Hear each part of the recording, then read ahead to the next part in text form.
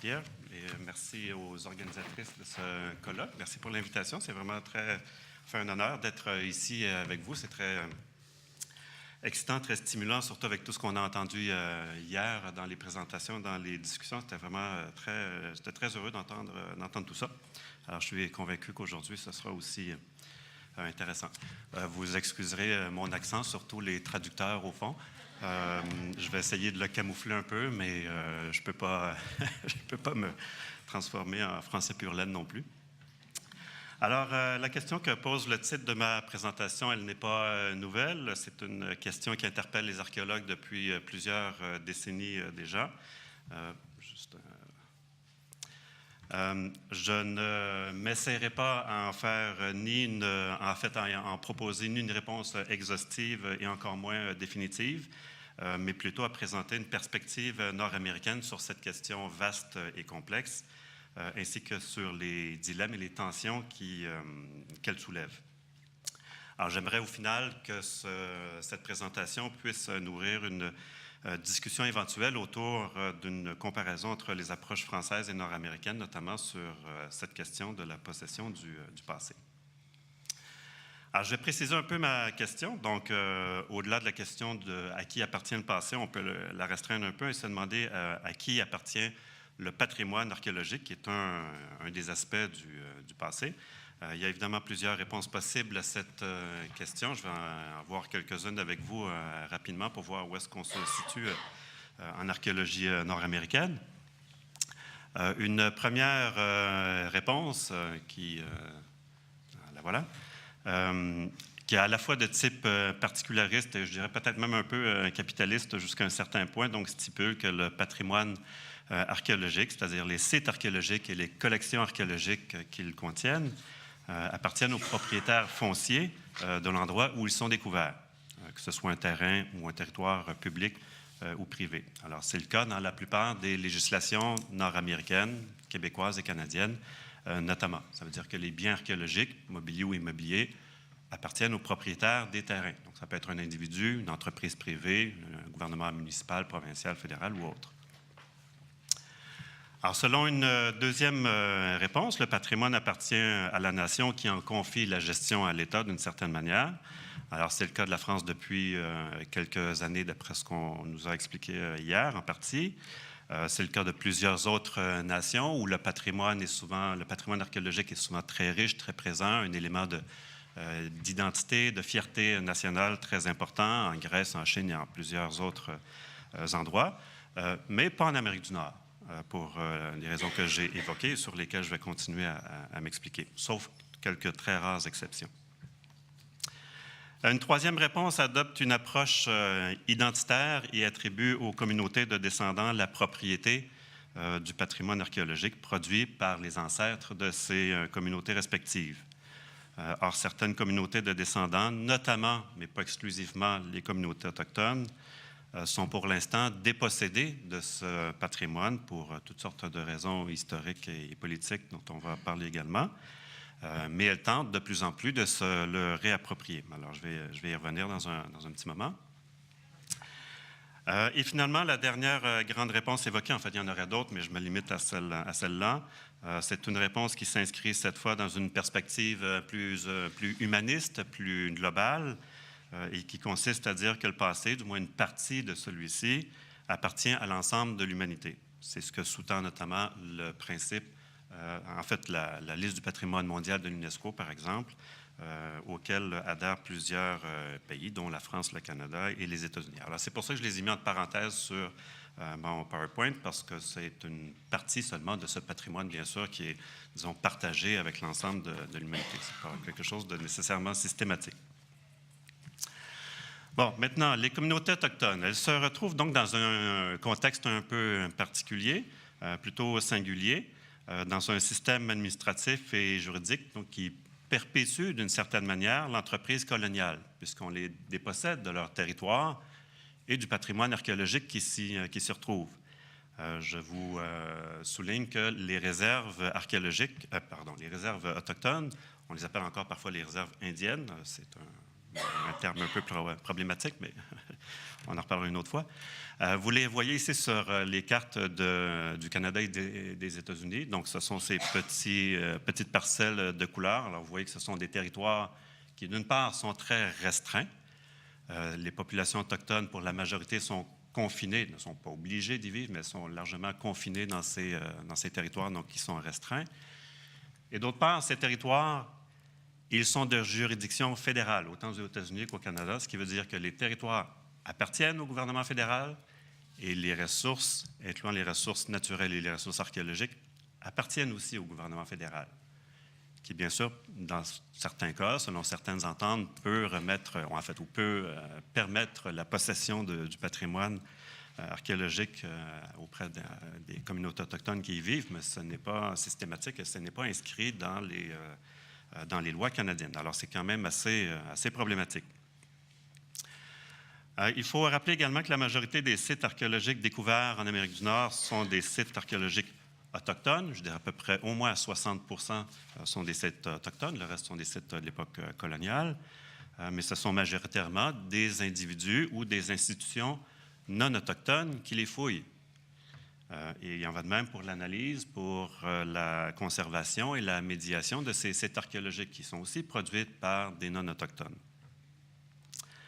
Enfin, ce sont aussi les archéologues blancs qui reconstituent, et ça c'est peut-être encore plus problématique, qui reconstituent et qui interprètent le passé des Autochtones et parfois en contradiction avec l'histoire orale ou avec les connaissances traditionnelles de ces derniers. Alors, il y a parfois des zones de tension qui émergent entre les discours des archéologues et le discours ou les discours des populations autochtones sur leur passé. Alors, c'est un peu autour de ces tensions que je vais me consacrer pour les prochaines minutes.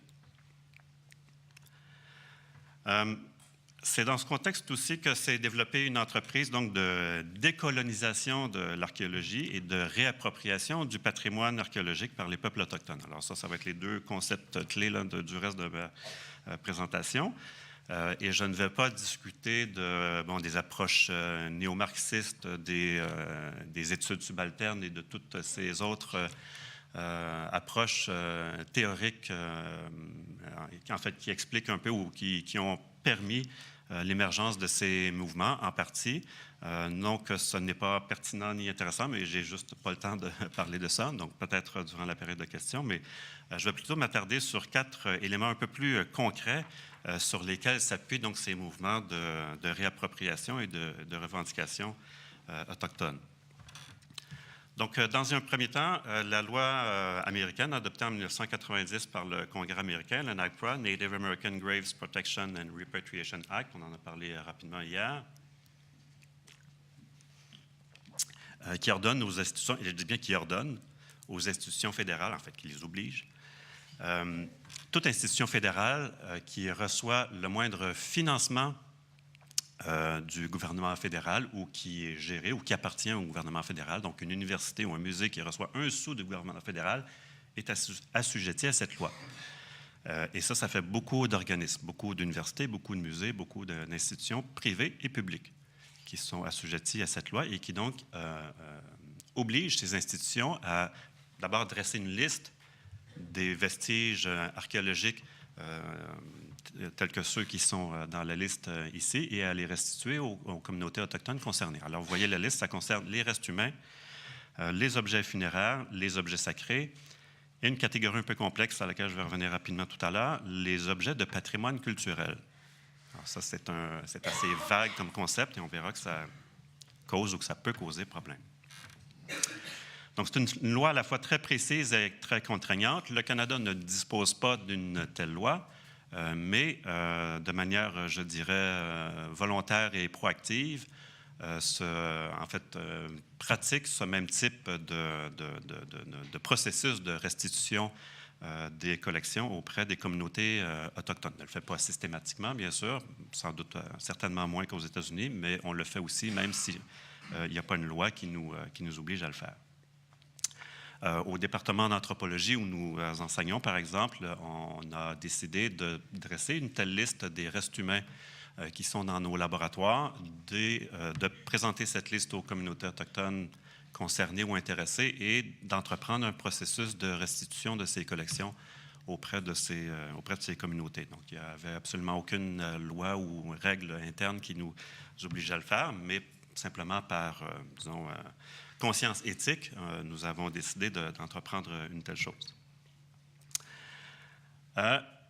Tout ça est bien beau, mais ça ne va pas sans problème. Tout d'abord, il est parfois difficile, voire impossible, d'identifier la communauté autochtone à laquelle appartiennent les restes humains et les artefacts associés. C'est le cas, par exemple, de l'homme de Kennewick, dont on a aussi parlé hier, qui sont des restes humains d'un individu vieux de 8000 ans trouvé sur la côte ouest américaine, dans l'État de l'Oregon en 1996.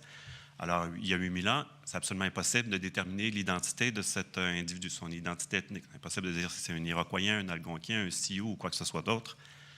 Donc, à qui on restitue ces restes humains? Alors ça a été un problème très, très important et qui a contribué au débat sur l'homme de Kennewick, un débat qui n'est d'ailleurs pas tout à fait clos à ce jour, entre autres sur cette question. On peut également voir la difficulté qu'il peut y avoir à déterminer si certains artefacts possèdent ou non une dimension sacrée, et donc est-ce qu'ils doivent être ou non restitués selon les critères de la loi d'Agpra ou d'autres lois semblables. Et pire encore, ou en fait plus difficilement encore, déterminer ce qui peut être inclus donc, dans cette vaste et vague catégorie que j'évoquais, celle des objets de patrimoine culturel. Et ça fait peur à beaucoup d'archéologues américains à l'époque, puisque objet de patrimoine culturel, on peut inclure pratiquement n'importe quoi là-dedans. Alors, on a eu beaucoup de craintes. Au final, je vous dirais que ça s'est plutôt bien passé. Il n'y a pas eu vraiment d'abus avec ce concept, mais il peut quand même poser problème dans certains cas, notamment des dissensions quant à l'interprétation du sens à donner à certains objets archéologiques. Alors, je continue avec un autre élément très important, une caution qui est à la fois éthique et politique à la réappropriation du passé par les communautés autochtones. C'est cette fameuse déclaration de l'ONU sur les droits des peuples autochtones qui contient un certain nombre d'articles qui concernent, en fait, qui nous touchent plus particulièrement à l'archéologie, notamment l'article 11.1 qui stipule que les peuples autochtones ont le droit de conserver, de protéger et de promouvoir les manifestations passées, présentes et futures de leur culture, telles que les sites archéologiques. Donc, les sites archéologiques sont présents nommément dans cette déclaration.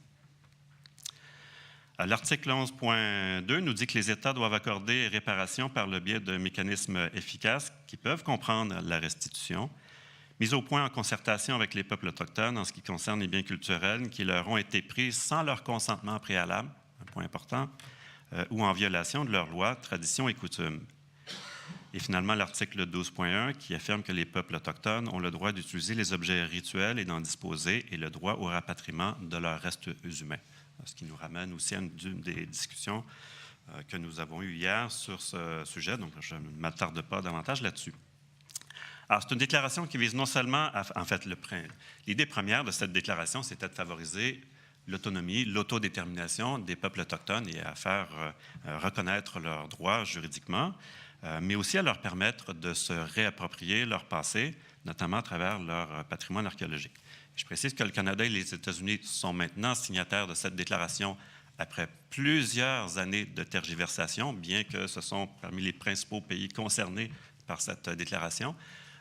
Mais en fait, nos gouvernements respectifs ont très, très longtemps hésité avant de la signer. Mais finalement, ils en sont signataires et ils doivent maintenant adapter leur loi nationale en fonction de cette déclaration, ce qui n'est pas chose faite non plus. Bon. Troisième élément à considérer, l'appel aux actes de la Commission Vérité et Réconciliation du Canada qui recommandait en 2015 l'adoption d'une série de mesures concrètes visant à réparer les torts subis par les Autochtones dans le passé et améliorer leur qualité de vie actuelle. La Commission suggère notamment un financement plus important de la recherche archéologique, en fait de la recherche scientifique tout court, mais notamment la recherche archéologique, mais une recherche qui doit être réalisée avec, par et pour les communautés autochtones, et non pas seulement la recherche effectuée sur les communautés autochtones. Alors ça, c'est une nuance quand même assez importante.